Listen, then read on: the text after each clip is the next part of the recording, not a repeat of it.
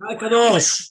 Boker Or, Masechet Nazir Daf Amud Aleph 45a, right? 45a. We're going to start from the Mishnah in the middle. It says in the Mishnah, Tiglachat Tatara Ketzad.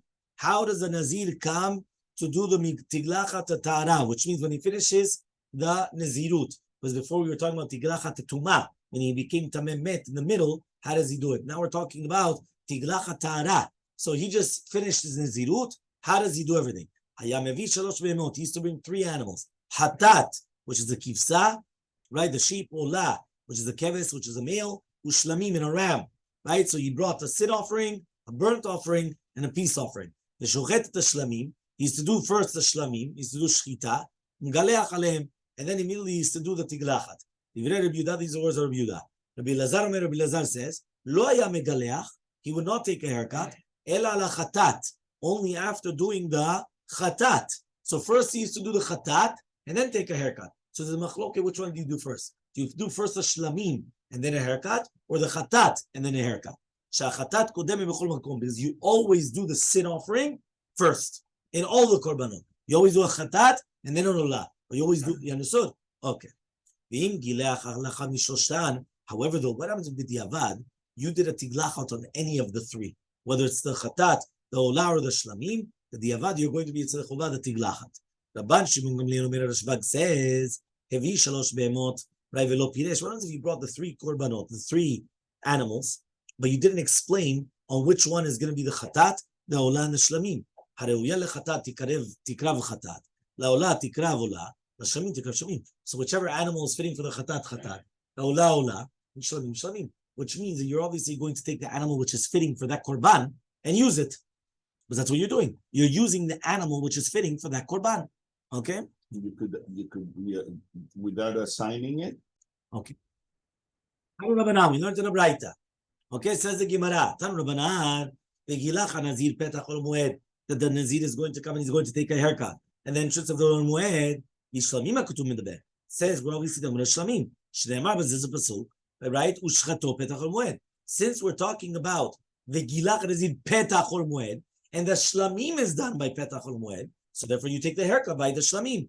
So says the Gemara, Ta omer shlamim mektum in ber awita mat ber shlamim, when other petach ol moed mamash, or maybe it's mamash the entrance of the ol moed. So Amarta, so you said, in Ken, if so, derech bizayon hu. That's a bizayon for the kedusha bet hamikdash, right? What does that mean? It cannot be that we're talking about mamash to put the petach ol moed in the tiglachat nazir, because that's like a bizayon. Rabbi Yoshia says, no, eno tzarich.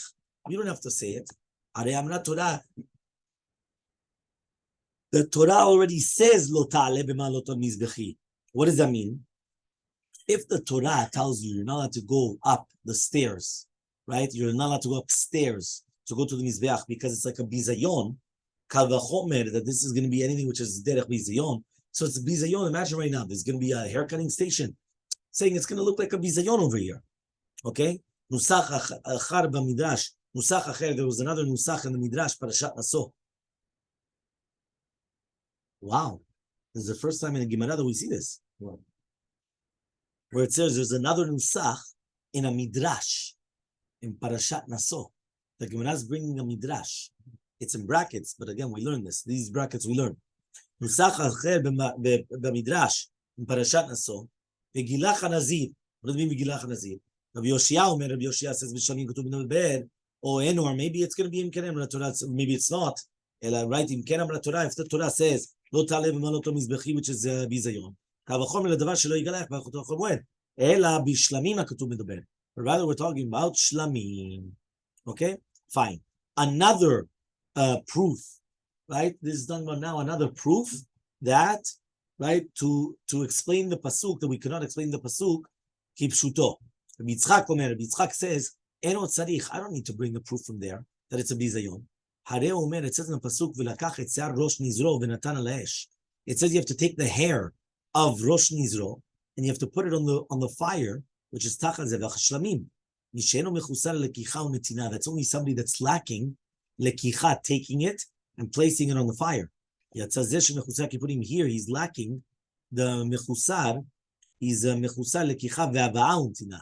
He's lacking, right, what? he's lacking to be Mekayim the mitzvah, the bishul of the shlamim, and the netina la'esh. So therefore, obviously, from this pasuk, you're already learning, right, that this is actually far away. It's not the entrance of the Hechal. Because if you're going to do the entrance of the Hechal, you still have to come and put the hair and everything. So therefore, obviously, we're not talking about it over there. Ika da'amri, there are those that say, Rabbi Yitzchak says, Bishlamim ha'ketuv medaber.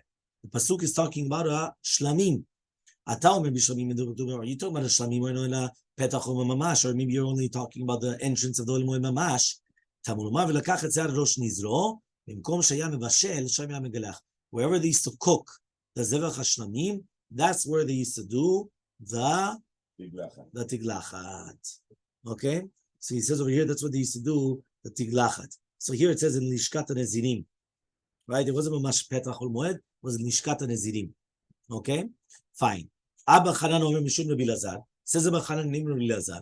Gilachad Nazir Petach Ol Moed. So the Nazir used to come and cut his hair in the entrance of the Moed. Kozman Shem Petach Ol Moed Patuach. Right? And Megaleach. Anytime that there is no entrance of the Moed Patuach, he's not going to be Megaleach. Rabbi Shimon Shazuri Omer, Rabbi Shimon Shazuri says, Gilachad Nazir Petach Ol Moed. What does it mean? Gilachad Nazir Petach Ol Moed. Velo Nezira, but not a woman. It's only the Nazir, but not the woman. Why? Shema yidgaru ba pirche keuna.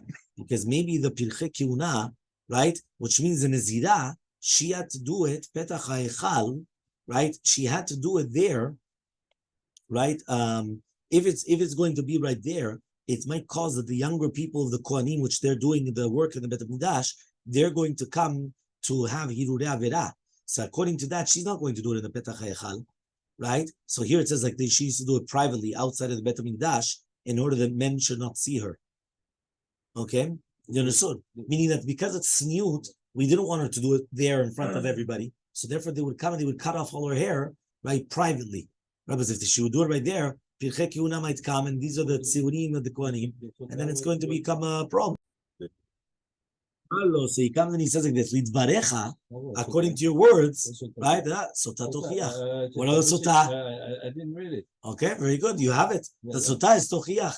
תכתיב בה where it says, ומידה לפני השם, כפרתו של אדם. ולא חדשים השם יקראו פרחי כל כהונה. We're not going to come and what's it called, and suspect it. So אמר להם, he says, no. זו כוחלת ופורקסת, וזו לא כוחלת ופורקסת. He says, no. The נזירה, she still has makeup.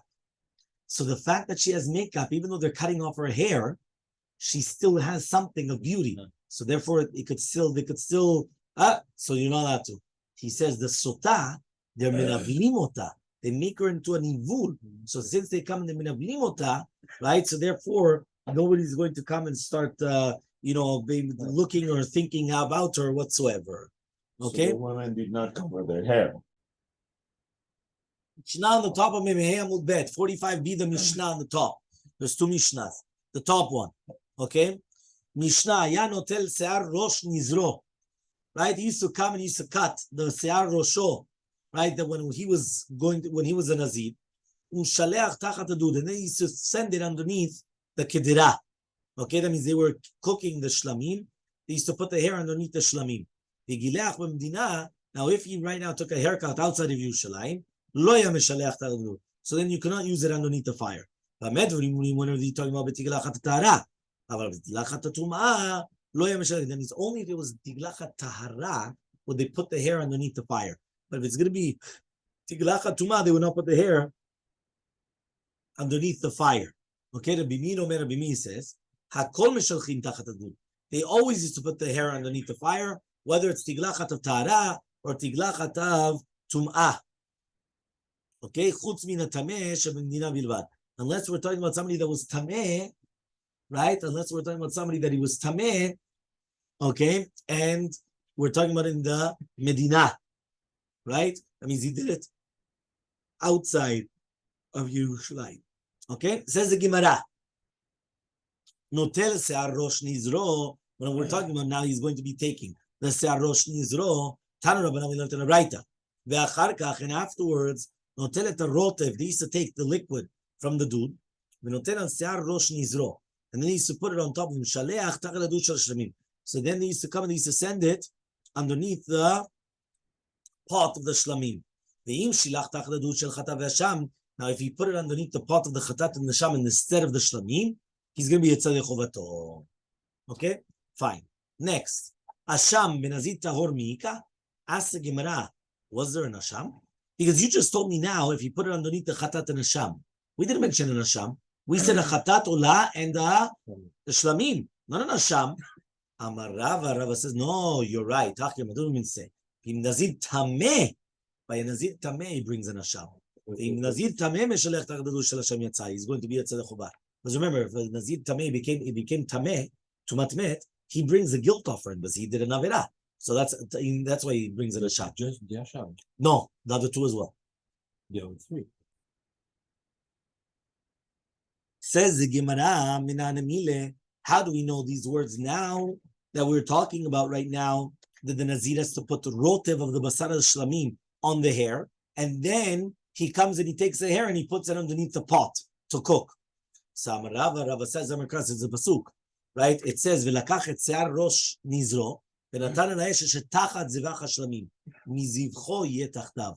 From his zevach, it has to be underneath, which means together with the se'ar. So therefore, you have to put from a little bit of the rotev from the pot. You're going to put it on the hair, and then you're going to put the hair underneath the pot of the shlamim. What's the reasoning? That if you put it underneath the chatat or the other korbanot, you're going to be Yetzadeh Chova. Amarka, it says in the pasuk zevach lerabot et chatat ve'et hasham. When it says zevach, tachat zevach hashlamim, the word zevach means a sacrifice. So the word zevach comes to include a chatat or hasham. That if you put it underneath those pots as well, it's going to be Yetzadeh Chova. He says, 1 second, but I thought you told me that the word zevach means that you have to take from the rotev of the pot, put it on the hair, and then you put the hair underneath the pot. So says Gimnaim, if so, the pasuk says velakach. The pasuk should have said velakach min rotev hashlamim. Take from the rotev. What does it mean zevach hashlamim? Shemamina is both of them, even the chatat and the hasham. So ask the Gemara, ve'ima kula lechatat v'hasham udata. Maybe everything is opposite. The word zevach is coming and saying that if you're going to put it underneath the chatat and hasham, with diavad you're going to be tzedek chova. But how do we know that the nazir has to put from the rotev on the hair? So it says Gimnaim, so it says it should have said hashlamim v'zevach. My zevach hashlamim, shemamina tarte, comes to teach you two different halachot. You first have to take from the zevach onto the hair and then put it underneath the shlamim, right? And if you did it from the other korbanot, it's also going to be tzedek chova. Tanu Rabbanan, we also learned in the Braita, hakol hayom shalchin tachat adud, right? All the nazirim used to put their hair underneath the dud, except for a tameh shegilach b'mdina, except for a tameh that he took off his hair outside of Yerushalayim because his hair is buried. These are the words that Rabbi mean. It's not burnt on the fire; it's buried. Rabbi Yehuda says tehonim kan v'kan. When we're talking about nazirim tehonim, everybody, whether it's in Yerushalayim or outside, hayu mishalchin. Temeim, if it's going to be tameh, kan v'kan, they wouldn't take it. But Chachamim say hakol lo hayu mishalchin tachadaduk chutz mitahor. Nobody would be able to bring it underneath the pot except for a person that's tahor, nazir tahor, plus it was done in the mikdash. That's the most mitzvah. So you have here a three-way machloke between Rabbi Yehuda, Chachamim, and Rabbi Meir. Sorry. So those are the three. One more time. According to Rabbi Meir, everyone is going to put their hair underneath the pot except for Tarte legriuta. Tarte legriuta means a tameh. That means he did something wrong. He was tameh. He became tameh met. Plus, it was done by Medina. It was done outside Yerushalayim. That's Rabbi Meir. According to Rabbi Yehuda, teorim always are brought underneath the pot, and tameim are never brought underneath the pot. Doesn't matter where you did the haircuts or not. Doesn't matter. It depends whether it's tahor or tameh. And according to Chachamim, you only put it underneath the pot only if it was going to be tahor, tarte letivuta, not tarte legruta. Tarte letivuta means also it has to be tahor plus in the mikdash. But then it was done kemitzato. We continue tomorrow with the Mishnah.